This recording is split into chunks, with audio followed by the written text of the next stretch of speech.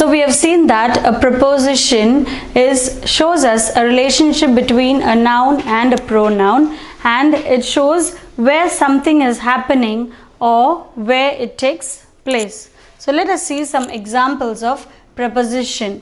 So we have on, under. The book is on the chair. So where is the book? The book is on the chair. So the word on is the preposition that is used. The book is under the chair. So where is the book? The book is under the chair. So the word under is the preposition used. It shows us where a thing is. That is, the book is on the chair or the book is under the chair. The next sentence is the kitten is on the bed. So where is the kitten? The kitten is on the bed. So the word on is the preposition used. The kitten is under the bed. So the word under tells us where the kitten is. So it is the preposition that is used. The kitten is on the bed or the kitten is under the bed.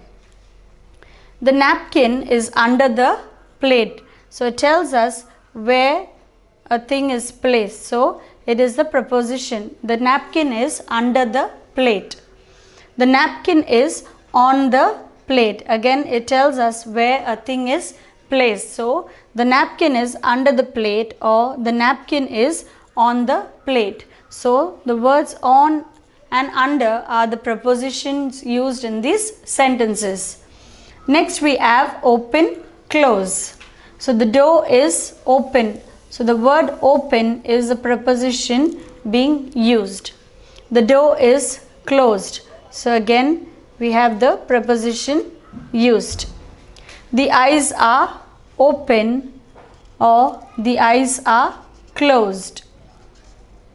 The jar is open or the jar is closed. So these are all the prepositions that are being used. On, under, open, close, and we have a list of prepositions that we can make use of. So we have seen that a preposition is a word that shows a relationship between a noun or a pronoun, and we have seen the list of prepositions. Now we have some prepositions. So this is a small exercise wherein you are going to place the prepositions in its appropriate place. So we have the prepositions about, at, in, under, from, until, up. So these are the prepositions that are available. That is about, at, in, under, from, until, up. And by reading the sentences, we have to place the correct preposition.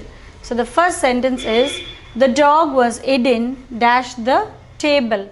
So let us see what preposition matches with the sentence.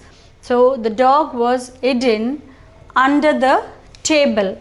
So I write the preposition under. So I write the preposition under. The dog was hidden under the table. It tells us the place where the dog was kept. Raman climbed dash the tree. So normally we climb a tree, we go on top. So then we write the preposition up. Raman climbed up the tree. So we use the preposition up. The next sentence is the book was dash frogs. So the book was telling something of the frogs. So we use the preposition about. The book was about frogs. So then we use the preposition about. The next sentence is my mom is going to pick me up dash from school. So we use the preposition from. So mom is going to pick me up from school.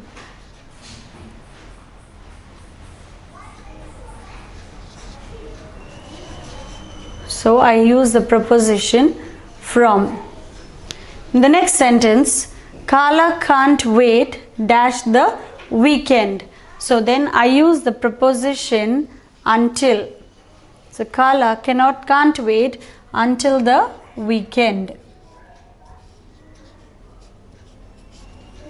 Moving on to the next sentence is, we walked home dash the store. So I write the conjunction, the preposition from. We walked home from the store. So I use the preposition from. Marty was the only one dash the park. So was the only one in the park. So I write the preposition in. So we made use of these prepositions to write to form our sentences. The dog was hidden under the table. Raman climbed up the tree. The book was about frogs. My mom is going to pick me from school. So we use pick me up from school. So I use the preposition up. Pick me up from school. Kala can't wait until the weekend.